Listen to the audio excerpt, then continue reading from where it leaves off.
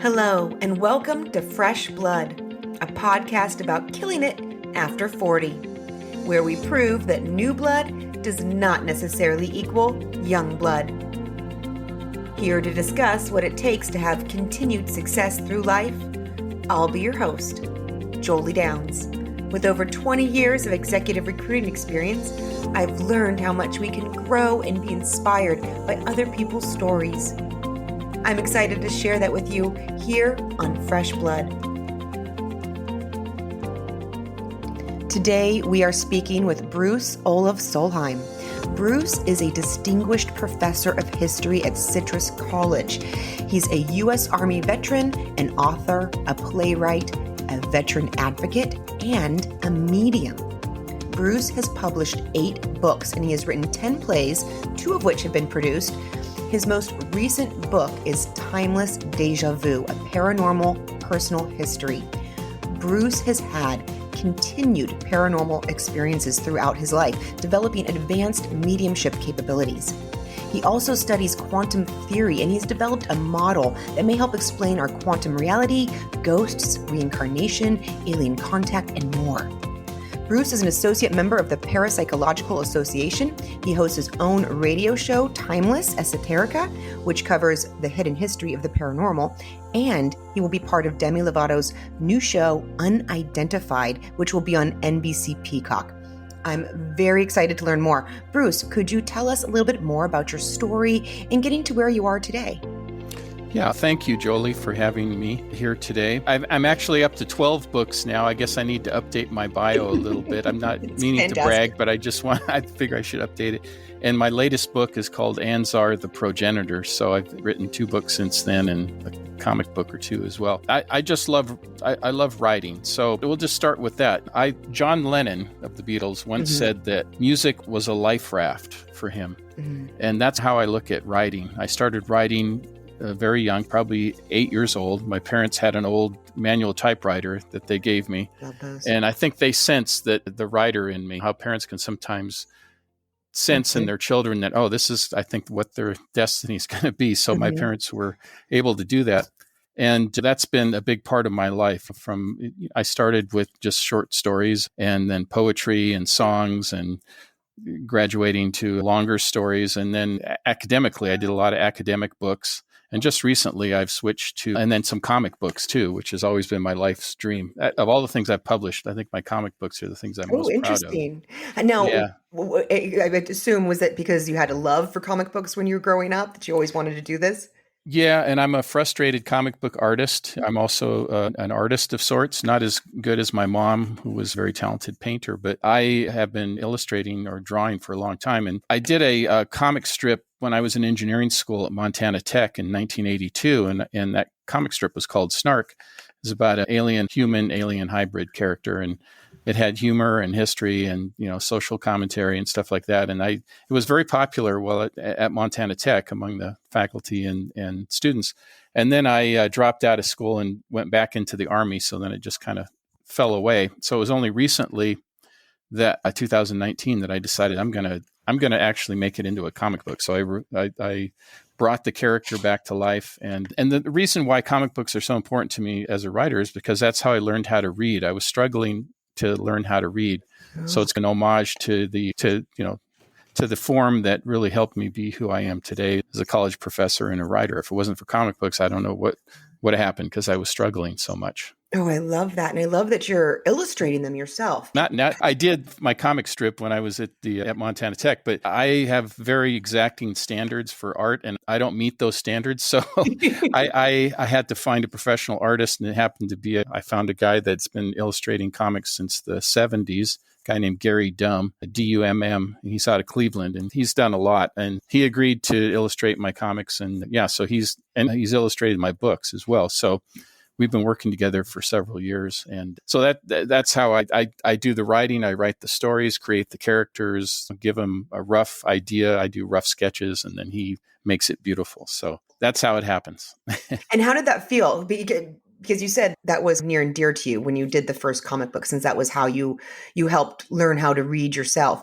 How did that feel for you when you first published your first comic book? It was a tremendous sense of accomplishment because I did the difficult route. I paid for the printing and myself, so I not only wrote it and paid for the art, commissioned the art, but also the printing as well. So I have 3,000 or 4,000 comic books in my garage in boxes. And so someday that's snark number one. It's going to be worth a lot of money. But so I did the whole process myself, which I really enjoyed. And the second snark number two, I did through Amazon. I removed myself from the whole storage of the comic book idea, which helps with space in our garage. But it was a tremendous sense of accomplishment. I've done a lot of things in my life, and I'm proud of them. But for some reason, it was the comic book, and I think it's because it brought everything together: the writing, my love of science fiction, my love of history and humor.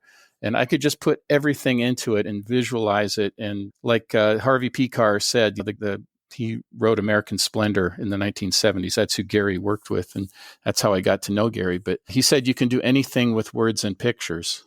Yes. And I very much believe that. And so it just brought everything that I love together into one form. And I was able to accomplish that. And like I said, I've been a frustrated comic book artist my whole life. So I live vicariously through Gary's wonderful art as well, thinking, oh, I did this, but it's really him that wrote it. I wrote it, and designed the character, but he did the wonderful illustrations. So I'm proud of the plays that I've written. I'm proud of the books that I've written and all that stuff. But the comic books are for me, the thing I'm most proud of, I think. Yeah. Now, what about your history professor? How did you get involved in becoming a professor? I've tried different professions. I was a carpenter. I was in the Army for 6 years, partly for part of the time, I was a jail guard, and for part of the time, I was a helicopter pilot. I've also worked in the defense industry as a contract administrator, working on secret programs and stuff like that. So using my military experience there. But all of that was preparation for my writing, because all of those are really unique experiences. And but the whole time I kept getting, I had a young family, 21, I had 2 kids already, and I was in the Army. So that's starting off really young. Yeah. And so I had to do everything the hard way. I'd work all day, go to school at night. So I finally was able to get my degree. And I decided what I wanted to get my degree in was history, because I love telling stories. And what is history, but not just, it is a storytelling. And it seemed to match up. And so I've written, 8 history books, history/political science books, standard kind of things from the Vietnam War to a U.S. history textbook to women's leadership and foreign policy, that kind of stuff. Mm-hmm. And then I took this radical departure in 2018 when I started writing about my paranormal experiences. So later in life now, I've decided it's okay. I'm not afraid to tell people about the high strangeness that I've experienced my whole life.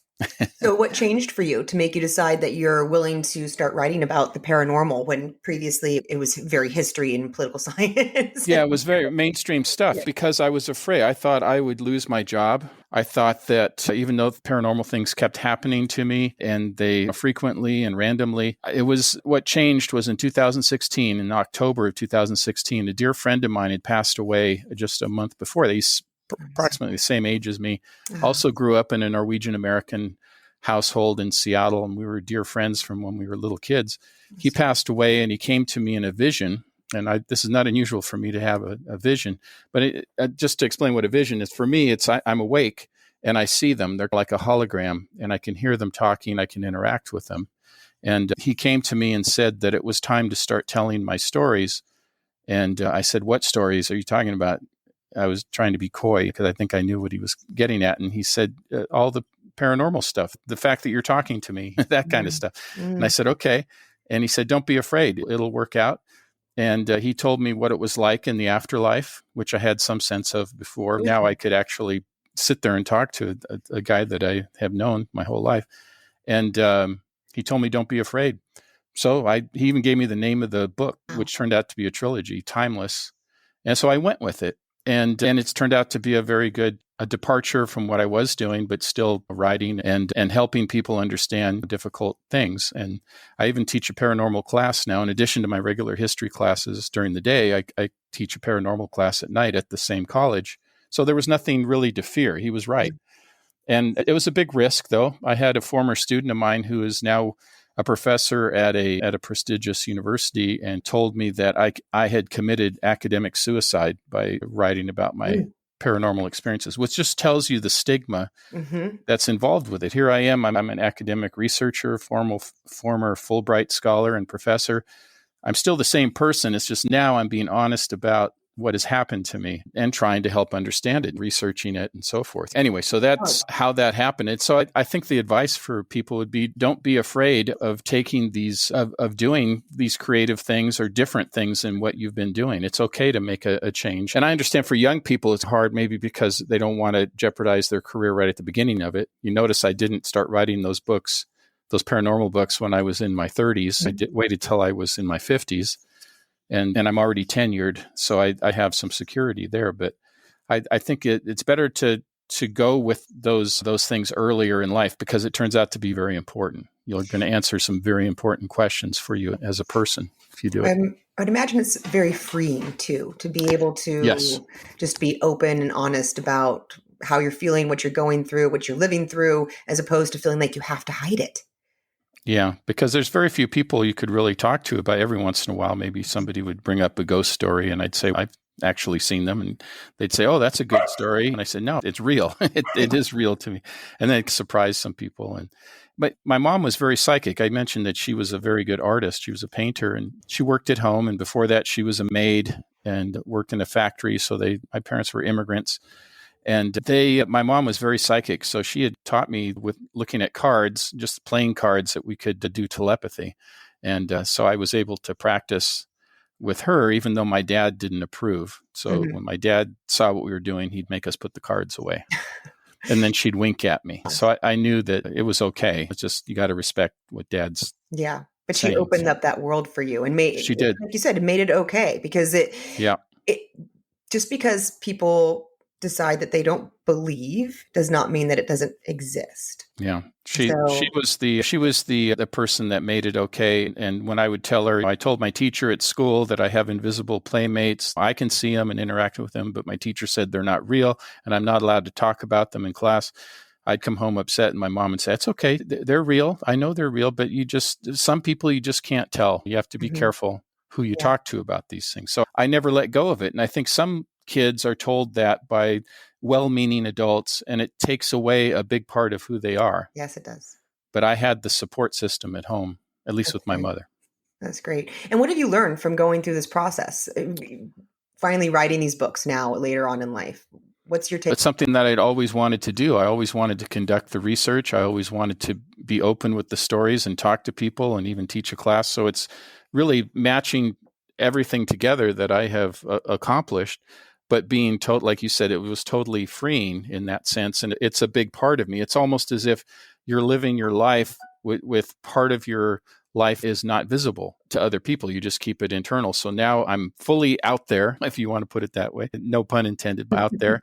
And it's okay. There's criticism that comes. There's some people that they just don't believe. They just haven't had the experience or as I like to say, everybody's had an experience. It's just some people don't want to acknowledge it for various reasons. And that's one of the first exercises we do in the classroom is we do an experiment called being stared at.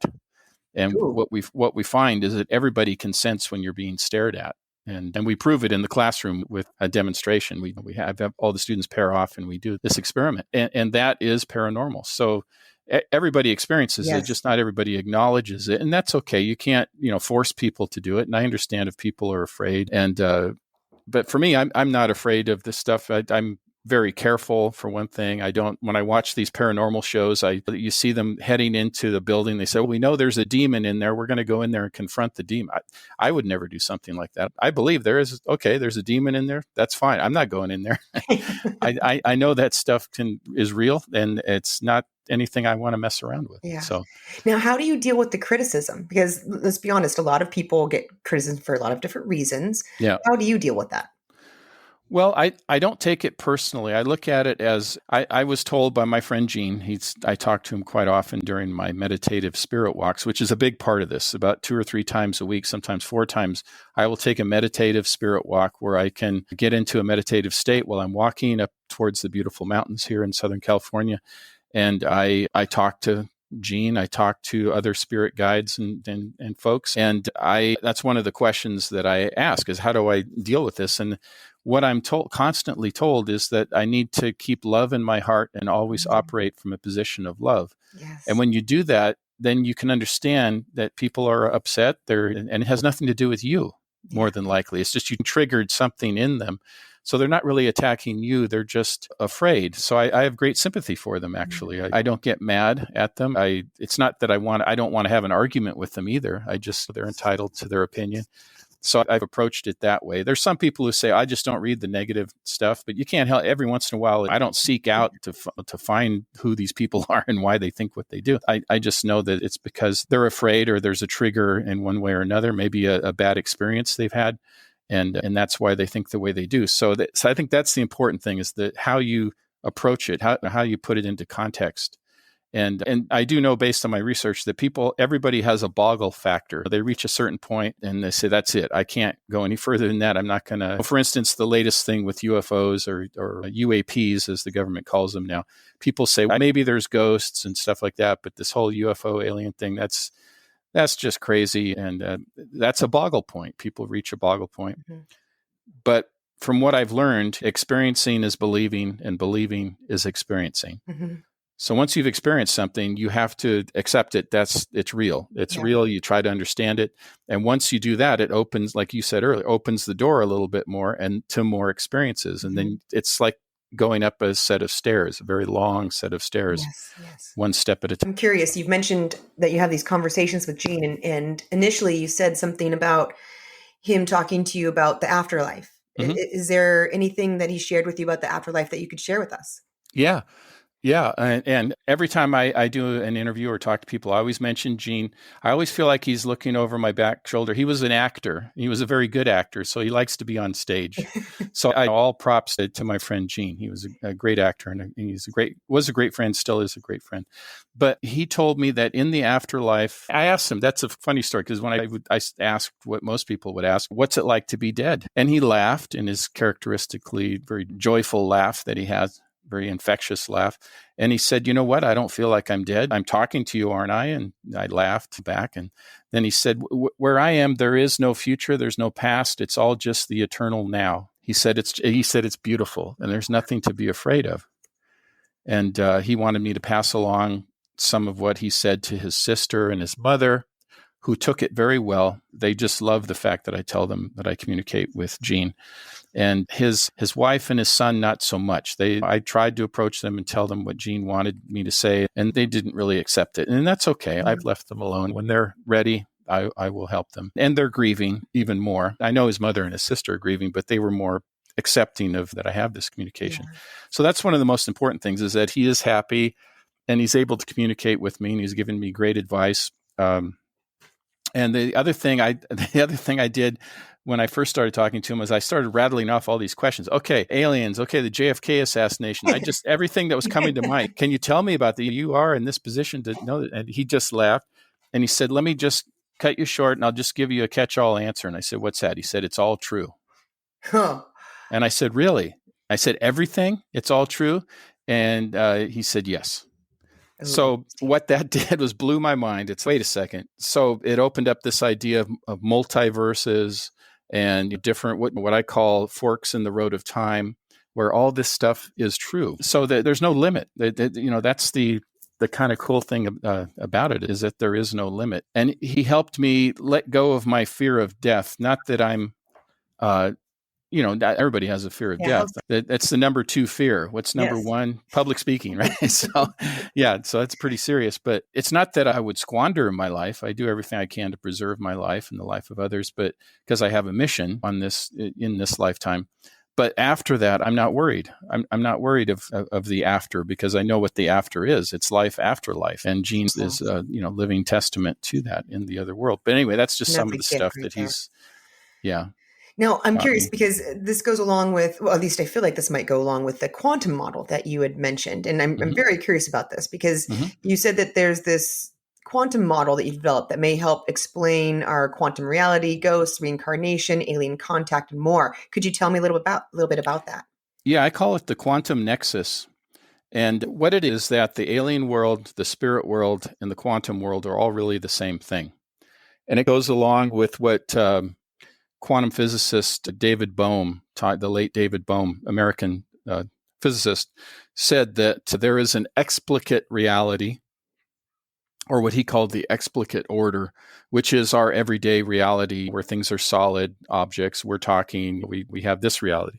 He said then above that is the implicate reality, which is the quantum world, the way subatomic particles work and the way things are really just waveforms. In fact, we're just waveforms with certain probabilities. And we don't see the world that way because the explicate order is an interface. Like we have an interface to our computers. Best way I could describe it is like we have a keyboard, we have a mouse, sometimes voice control. All that is an interface to what's actually going on inside the computer, which is the toggling of voltages and Mhm. all that, mysterious stuff that's going on. So our explicate order is a way for us to live our lives, and it's really just an interface. The objective reality is the implicate order. That's the quantum world. Mhm. That's the way subatomic particles work, and it sometimes rises up to or comes down to our level. So we get glimpses of it when remarkable things happen. We see ghosts, we see aliens, we have these experiences, we talk to people who've passed on, whatever. All that are glimpses of this implicate order.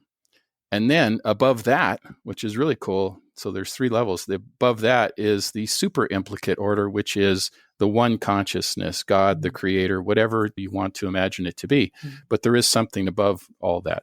And that's the way I understand it. And just in a practical sense, what really led me to this is, and I'm not the only one that thinks it, there's physicists and scientists that think this too, but and I'm not a scientist, a historian and a storyteller, but anyway, and an experiencer of the weird, of the high strangeness. I've had ghost experiences, and a lot of people have documented this, talked about it. They say, okay, I was in the room, a ghost vibrated in, all of a sudden it was there, and then all of a sudden it was gone. It disappeared, or it went through a wall, went through a ceiling, went through a door. People who've had alien experiences, alien contact, they say the same thing, that this alien creature appeared out of nowhere and then vibrated out of my reality. And a physicist explained this to me. He said that really it's just they're vibrating in and out of our reality, that it's a different vibration or it's a different at a higher level. Mhm. Yeah. So they can interact with us in that way. And I thought, well, there's a connection there. And that's what's going on in the quantum world too.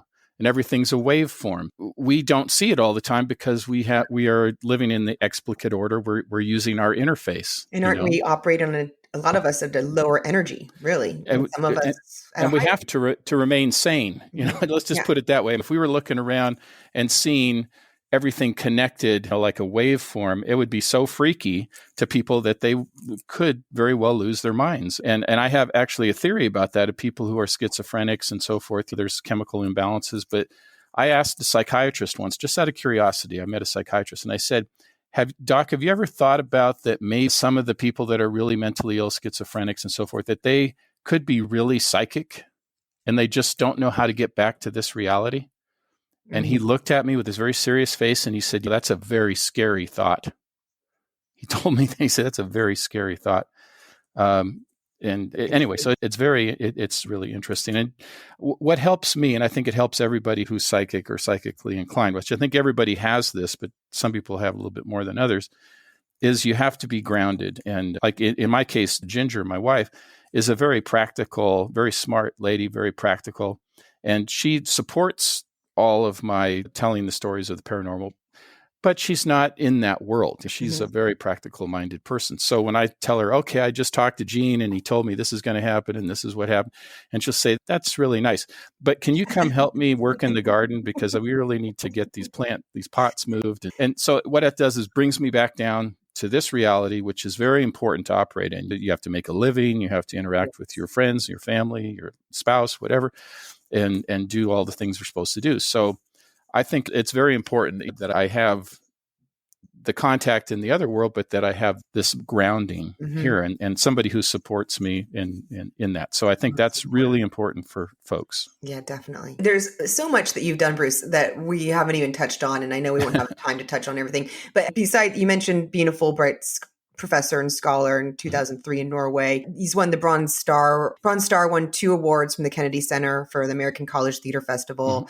commissioned by the Kingdom of Norway and funded for a full production run with Original American. Founded the Veterans Program at Citrus College and co-founded Boots to Books, which is the nation's first college credit transition course for veterans. He's a co-founder of Lockdown Theater, which has produced 3 stream plays during COVID pandemic. There's so many different things. I'm curious, Bruce, what do you feel is key to having continued success throughout? Is that you put fear aside and you take risks that you think that are calculated risks. I'm not saying take life-threatening risks, but if you think something is the right thing to do and you have the talent and you have the people together, go ahead and do it. Don't be afraid. There's really no limits. The only limits we really have are what we impose upon ourselves. So there's certain things I know. I'm not going to be president of the United States. For one thing, I have no inclination to go into that world. I'm not a politician. I'm not even political at all. There's certain, within reason, you can do anything you set your mind to do. And I did not have the highest test scores, SAT scores or whatever. I didn't get into the best, most prestigious universities. I didn't let that stop me. In fact, when I went to graduate school, I applied. I remember I applied to the University of Washington, where I'd gone as an undergraduate and flunked out. And I tried to go back there to get my history PhD. And they said, no, your scores are not high enough and whatever. And you got to realize everybody else you're competing against has a 4.0. And I said, I guarantee I will succeed. How about that? I'll tell you, I will guarantee I will succeed. No, we can't do it. And I said, okay. So I ended up at Bowling Green and I finished my PhD in less than 3 years. Wonderful. Which is, there are people that struggle for 7 or 8 years or whatever. But I was laser focused. I'm not saying that to brag. I'm just saying I wasn't the smartest person in the room, but I guarantee I worked just as hard, if not harder than everybody else, because I wanted to accomplish this thing. And I wasn't going to let anybody stop me. I wasn't going to let myself, more importantly, stop me. Yes. And so it's amazing what we can do. And you hear these stories all the time and people say, oh yeah, people can do amazing things, but you really can. There's no real secret to it. It's just, you just don't take no for an answer. And I always thought of it as, if there's an obstacle, you go through it, you go over it, you go under it, you go around it, whatever. I tell this to my students too, because a lot of them, they'll tell me, well, I didn't think I was very smart because I had a teacher that said I was dumb or whatever. And I said, well, that is horrible. That person shouldn't be teaching. That's not a job of a teacher. The teacher is supposed to empower the students to their fullest potential and allow them that, encourage them, not destroy them, not destroy their confidence. And I teach at a community college where they're all salt to the earth kind of people. There's no rich folks who go into my community college. They're mostly people of color, and most of them first generation going to school, like myself. I was the first one in my family to ever go to college. And so I really understand where they're coming from. A lot of them have family obligations. They have a couple of jobs and they go to school, which all of that stuff I did. So I really understand them. And I try to help them break down those obstacles and those barriers that they think are going to stop them. And I say that they're not going to stop you because you're not going to let them stop you. Yeah. Now, what about a time that you dealt with a big obstacle or a big challenge or had a failure and what you learned from it? Can you share? Yeah, I remember when I joined the Army the first time, I dropped out of the University of Washington. I was feeling pretty bad. And then I decided I needed some discipline. I knew what I needed. It's funny. You think you're at a low point. You think people don't know what they need. You really do know what you need. I needed discipline. I needed a success. I surprised my friend by saying, I just joined the Army. And he said, really? And so I was over at his house. And then he said, you should tell my parents. So I went and his parents were like college professors, very highly educated people. And I said, hey guys, I joined the Army. And they looked at me and they said, you just ruined the rest of your life. That's what they told me. But that, oddly enough, it inspired me. It made me think, okay, that's what they think, but no, this is a stepping stone to what I need to do next. And it actually was. I learned discipline. I was around people. One guy, I remember, he was from Mississippi, and I asked him about joining the Army. I told him why I did, because I needed discipline. And I asked him why he joined. He said, because I've never had 3 meals a day. Wow. So it's all about perspective. So I really got to know folks that I never probably would have got to know. And not that I came from a rich family. It was a middle-class family, immigrant family. But there were people that had a really hard go of it, and they were trying to make themselves better. And they all came in there for different reasons. But the main thing is that we were all there together, and it really helped me understand what I needed to do to be successful. Mm-hmm. And I needed to have, discipline, and I needed to have respect for the hard work and what other people have to go through, and feel how lucky I am. And so I think that was one of the first obstacles.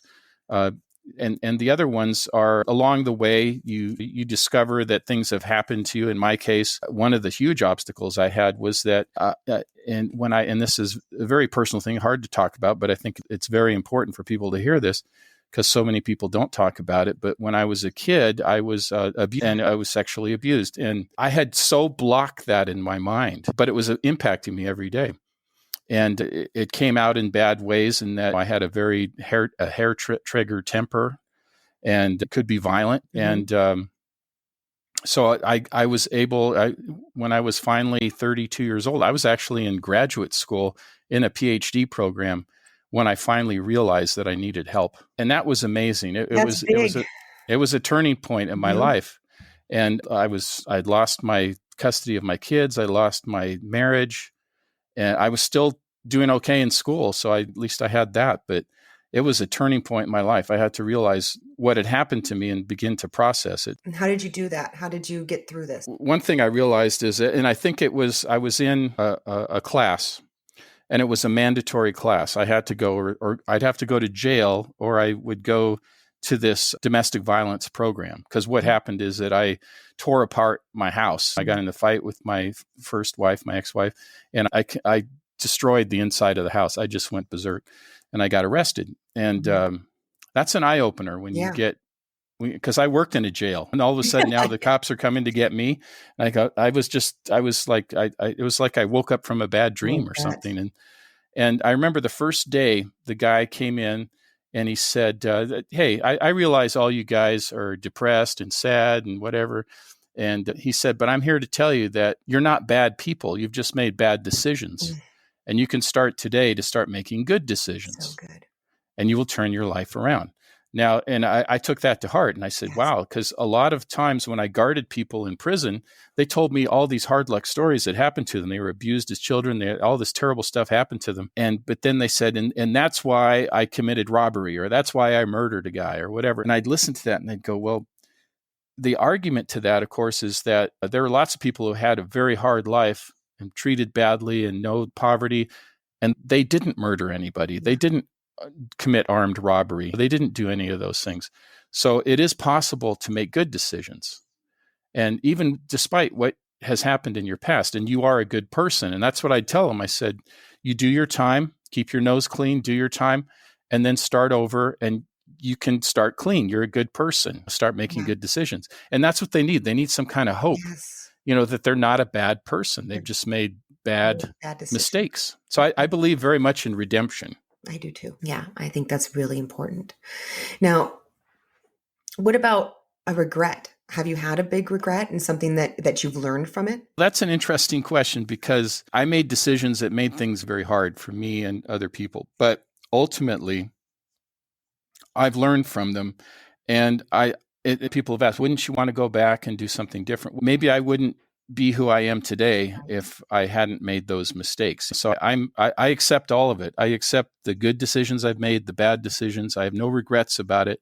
I'm in a position to talk about it. So like when I talk to my class about domestic violence, I tell them my story, and people, their eyes are bugging out of their heads. It's wait a second, teachers aren't supposed to talk about stuff like this. And I said, it's an epidemic in this country. People need to talk about it.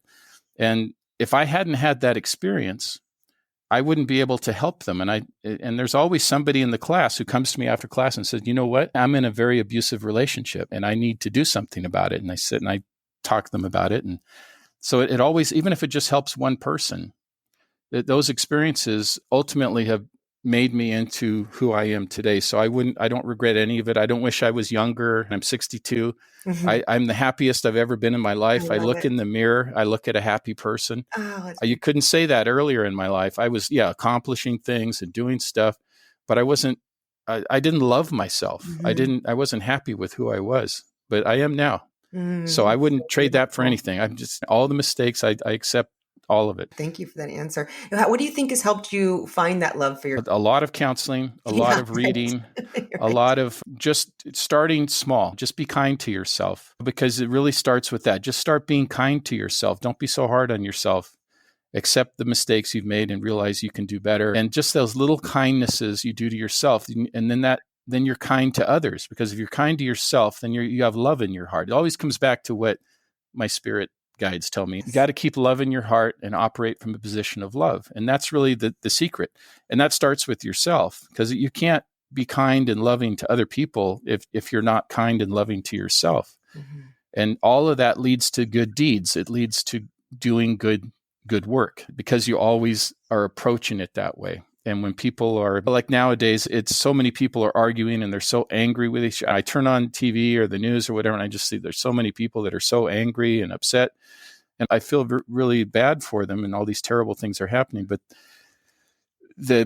you have to operate from a different position, a position of love. I hear people talking. I don't hear loving words coming out of their mouths. And that doesn't mean you can't practice tough love, just like with any parent knows that. Tough love means sometimes you can't just give everybody what they want. You have to use the wisdom that you have and the love that you have for that person and their success to tell them no.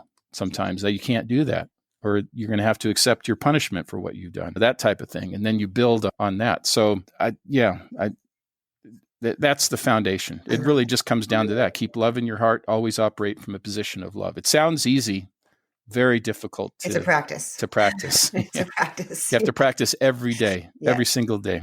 Yes, you do. Yeah, I completely agree. It is not easy, but it is the most worthy practice.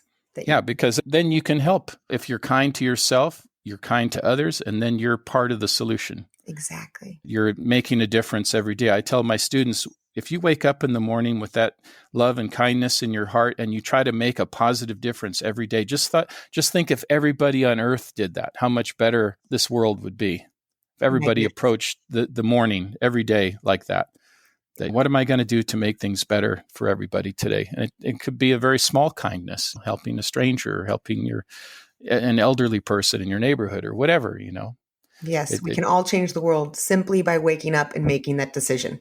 Yeah, I think so. Now, what about, because you've learned a lot. You clearly have had a lot of lessons in life. What is something that you've learned that has brought the most benefit to your life that you feel can benefit other people? The thing that's the most benefit, I would say it starts with the foundation, my parents, and recognizing who my parents represent. And I've heard so many stories of people, how they grew up. And I'll just give you an example. My parents, I grew up during the 60s, during the civil rights era, the Vietnam stuff. And we talk about how divisive things are today. It was very much like that in the 60s too, for many different, and all the same stuff. It seems like we're arguing over the same stuff in some ways.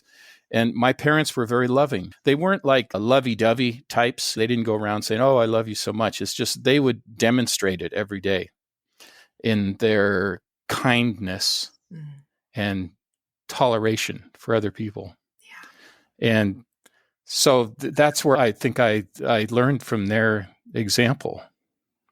It's the best example to give. That's wonderful. That's the foundation. I went off to make all kinds of mistakes, but then I came back to that. I had the foundation, so I could always come back to that foundation.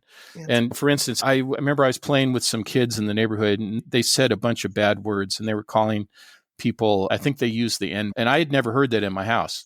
So I came home and I said it, and my mom got really mad at me, and she said, "You realize that's very mean, and that's not how we refer to people." And I said, "Billy said that," or whatever the name was of the kid.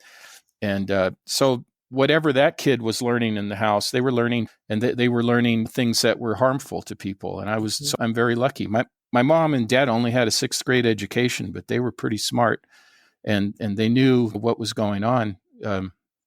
I remember my mom took me and this is important as my terms of being a historian. My mom took me to a Native American protest in the 1970s, early 1970s in Seattle.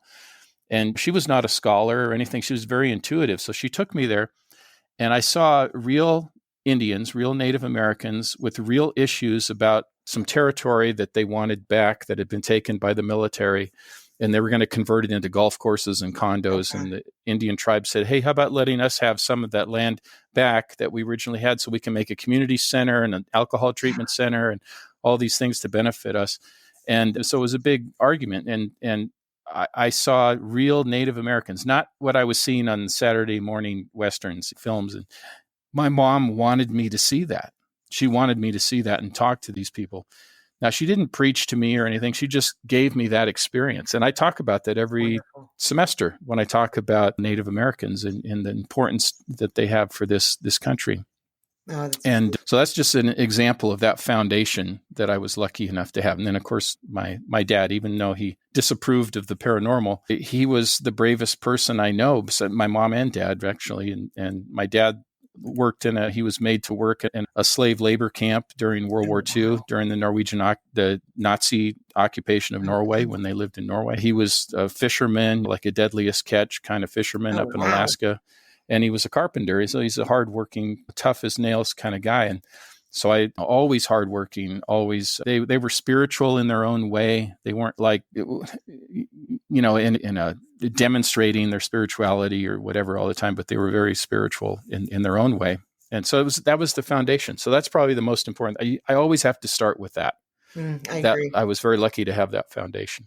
That's a very big deal. And it's the foundation. So it takes you all the way through life. Yeah. Yeah, that's very lucky.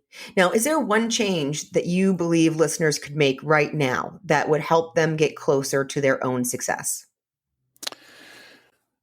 I think I'll come back to this idea of keeping love in your heart and operating from a position of love. It sounds very easy, but it's actually very difficult. So let's say somebody's arguing about something. And everybody has this, unless you're a sociopath or a psychopath, which I have guarded those people in prison. Yeah. But all the rest of us, we're just regular people. And if you listen to that quiet inner voice that tells you, people say, I didn't know that was wrong. And well, that's not really quite right, because you knew when you made a decision, you decided to do it the wrong way. Mm-hmm.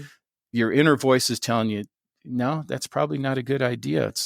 I know you're angry. You gotta, maybe somebody said something that triggered something, but you got to think twice, think 3 times, think of your words very carefully and process it through your heart that's filled with love. And then you'll figure out the right words. So I think that's probably the most important thing, because people get into a lot of trouble. I see it on social media by just mouthing off.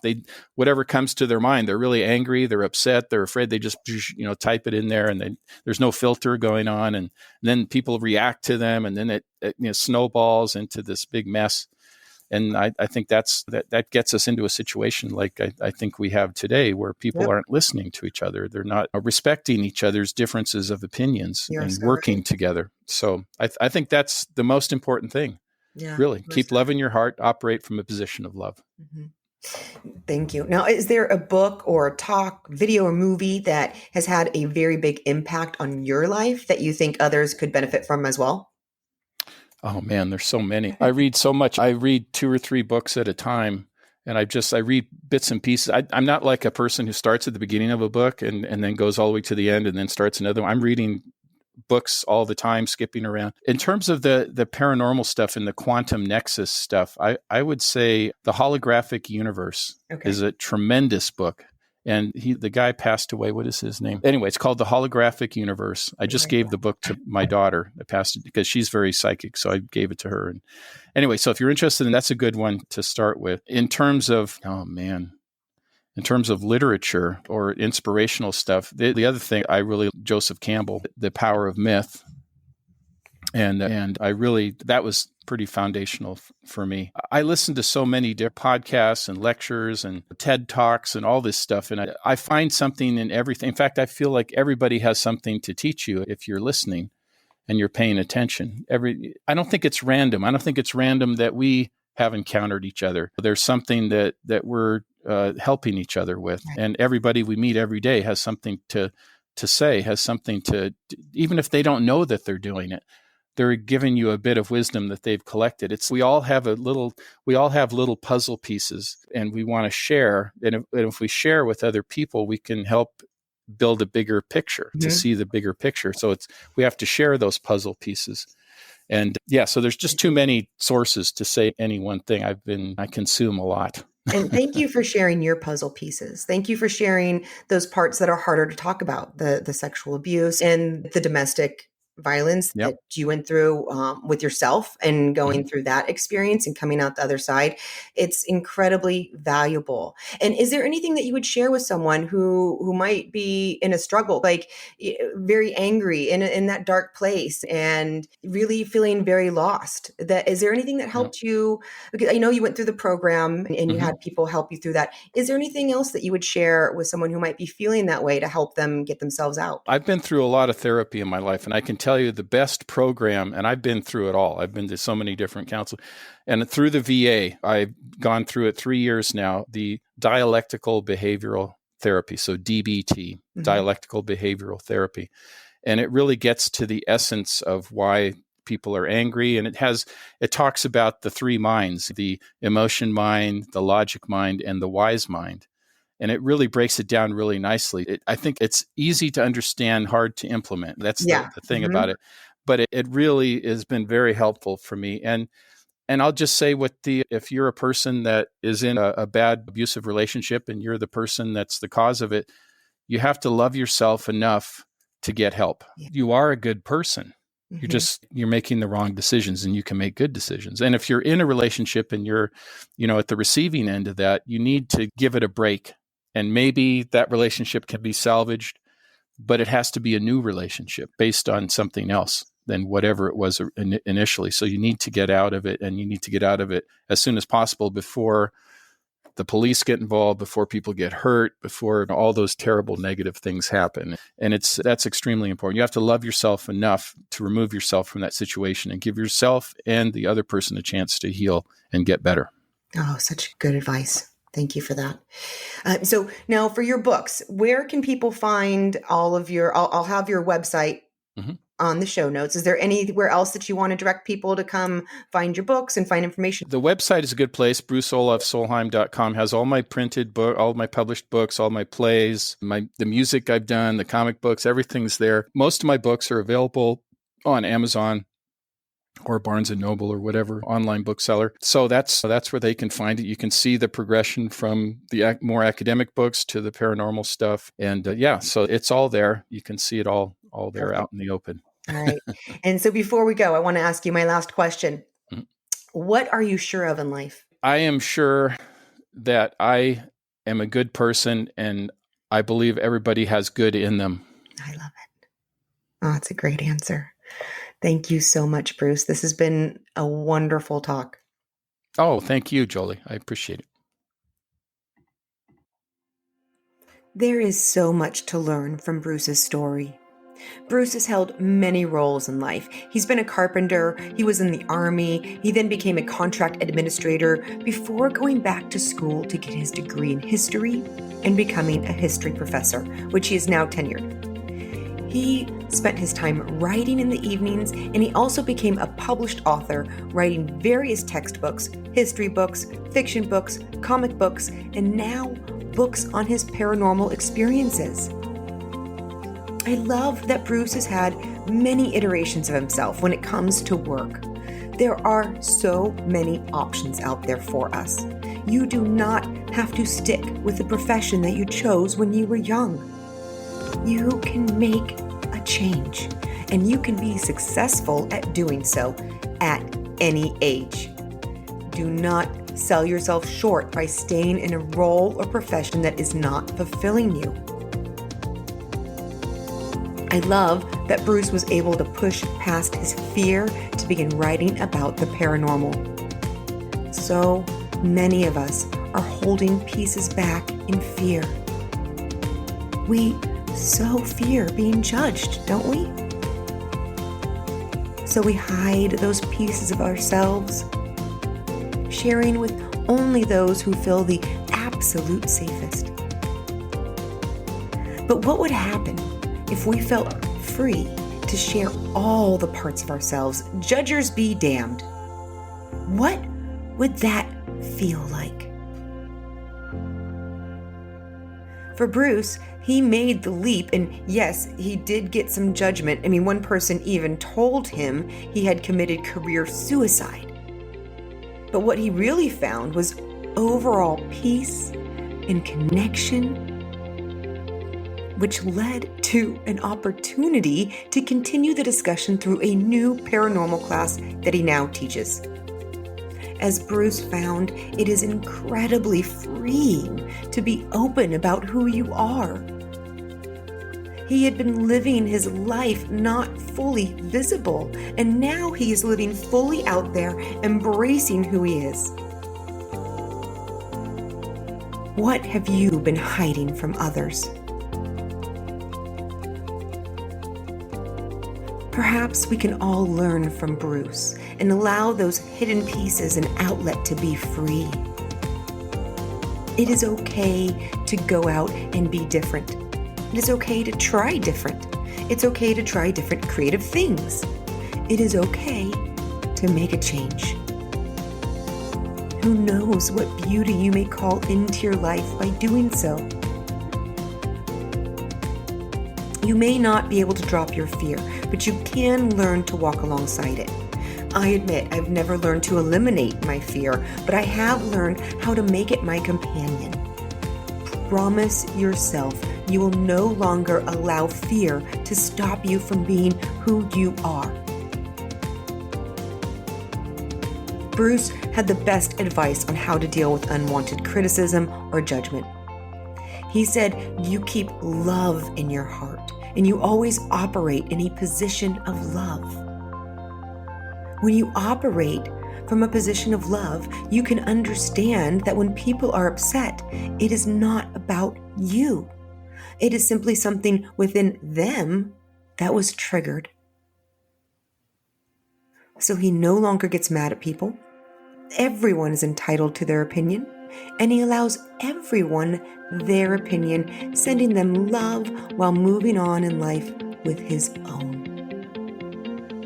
How beautiful, how freeing, how powerful.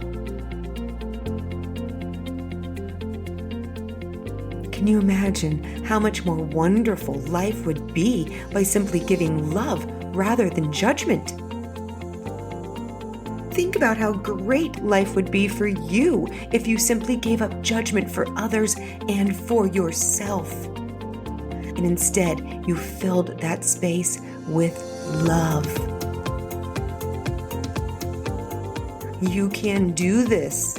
You can create that world for yourself. You get to create your world through the stories that you tell yourself. And you are telling yourself stories every day. For example, instead of telling yourself that the person who just cut you off in traffic is a big careless jerk or other colorful language, tell yourself that this person is on their way to help someone in need and they need to get there quick. Or that this person just lost someone close to them and they are in a fog.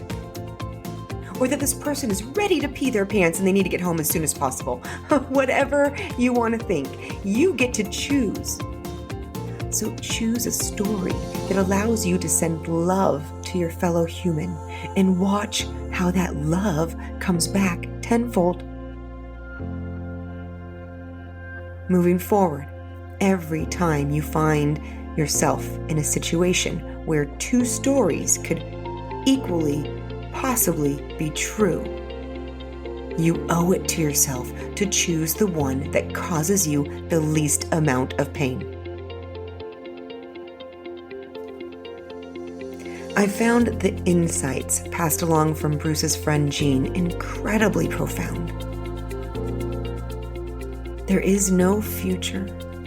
There is no past. It is all the eternal now. That's how he described the afterlife, and how beautiful that is. And what an important reminder for us here and now. We need to stop and breathe and practice that mindfulness, and feel that peace that is no future, the peace that is no past, the peace that is only now. We are not our thoughts, yet we let our thoughts hijack almost every part of our day. Instead, we need to work, because it is a practice. We need to work at luxuriating in whatever you happen to be doing in any given moment. What do you see? What do you feel? What do you hear? What do you touch in this moment? Whatever it is, relish it. Savor the conversation with your family members. Marvel at the deliciousness of your meal. Engross yourself in the music. Bask in the feel of the sun upon your face and delight in the breeze upon your skin. You will experience more joy, more happiness, and positive emotions. Jean also reminded us that there are no limits. The only limits that exist are the ones that we put upon ourselves. Within reason, you can do anything you put your mind to if you stay focused on your goal, do not take no for an answer, and break down those barriers and obstacles by going over, under, or around them, just not letting them stop you. Remind yourself every day, you are limitless. Bruce shared with us that when he went into the Army, he was told that he had made the biggest mistake in his life. How many of you have been told something similar? I know that I was told I would sorely fail at starting my own company. I've been a successful entrepreneur for 20 years now. I know I told my brother he was making a mistake when he joined the Air Force. The Air Force was an amazing experience for him, and now he has a wonderful role with Apple. Bruce did the same. Instead of allowing others to color his experience, Bruce let that inspire him to use the experience as stepping stones for where he needed to go at the next stage in life. The bottom line is this. This is your life. You have to do what you need to do, what is right for you, not what is right for anyone else. So ask yourself, are you currently on your own path? Or are you walking in someone else's?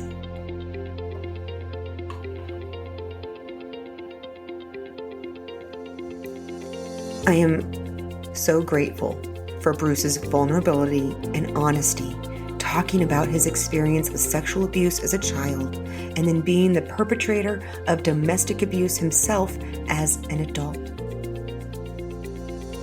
How powerful is his sharing? His story shows clearly how hurt people will hurt people. After hurting his own family, he entered a domestic violence program and was given the opportunity to learn how to heal amongst an incredibly important message. You are not a bad person. You've just made bad decisions. You are a good person, and you can now make good decisions. You can turn your life around right now. What is the best next decision you can make? Go do that. Then ask yourself the same question over and over again, day after day. Bruce had gone deep into himself and learned from all of his difficult experiences. He did the work, he did the therapy and the counseling, and he has come out the other side. as so many others have done before and will do after. When Bruce shares his story, opening up in complete honesty, it is incredibly powerful. Not only does he give us the opportunity to learn from his hard-earned lessons, but he also gives us all permission to share our own stories and to be vulnerable right along with him. Please share your story with others. We have so much to learn from each other. We can all be a part of each other's learning, healing, and growing. Bruce is now happier than he has ever been in his entire life. At the age of 62, when he looks in the mirror, he sees a happy person. And isn't that the goal? Are you able to say that? Do you see a happy, satisfied person when you look in the mirror? If you're not seeing that, know that you are not alone.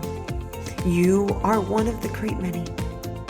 Too many people look in the mirror and see fault rather than gratitude and appreciation for all that is and all that has been standing in front of that mirror. As Bruce shared, he couldn't say that he was happy with himself earlier in life. But when you do that hard internal work and when you learn from your experiences, you eventually figure out how to love yourself and build that fulfilling life. Bruce shared the most important components of this. Being kind to yourself. Being accepting of yourself and the mistakes that you have made in the past. You must keep love in your heart and operate from a position of love for both yourself and for others. But it starts with you. How can you be kind and loving to other people if you are not kind and loving to yourself? So feel all that love in your heart for yourself. Bring in that gratitude and appreciation for everything that makes you you, and become your own best friend. As Bruce shared, becoming your own friend means taking care of yourself the way you would someone that you love. And that is hard, but it is necessary. Are you treating yourself like your own best friend? If not, it's time to make some changes. Being loving and kind to yourself will lead to kindness for others. It will lead to good deeds and good works, and you will become part of the solution, making a difference every day. As Bruce asks his students, just think if everyone were to wake up in the morning with love and kindness in their heart, with the intention of making a positive impact, however small, each and every day, how much better would the world be? That is the world we all deserve to live in. And it starts with you. So fill up your heart. Do it right now. Feel all that love and appreciation for yourself and your life and carry it around with you. Wake up tomorrow morning and do it all over again. Start coloring your world with your love. And take Bruce's advice when you're faced with someone arguing with you or bringing forth that negative energy. Take a moment to think twice and then again 3 times, processing what you want to say through love, through your heart, being careful with the words that you choose. We all need to listen and respect each other so that we can finally hear what the other side is saying. As Bruce said, we all have puzzle pieces that we can share with each other. And everyone you encounter has a puzzle piece of wisdom to share with you. Simply by taking the time to listen, you can give someone a great gift. As in the end, we all want to be heard and understood. So this is my wish for us all, that every day we will fill our hearts with love for ourselves and for others, going forth with positive purpose and kindness, and operating from a position of love in every encounter throughout the day. Until next time.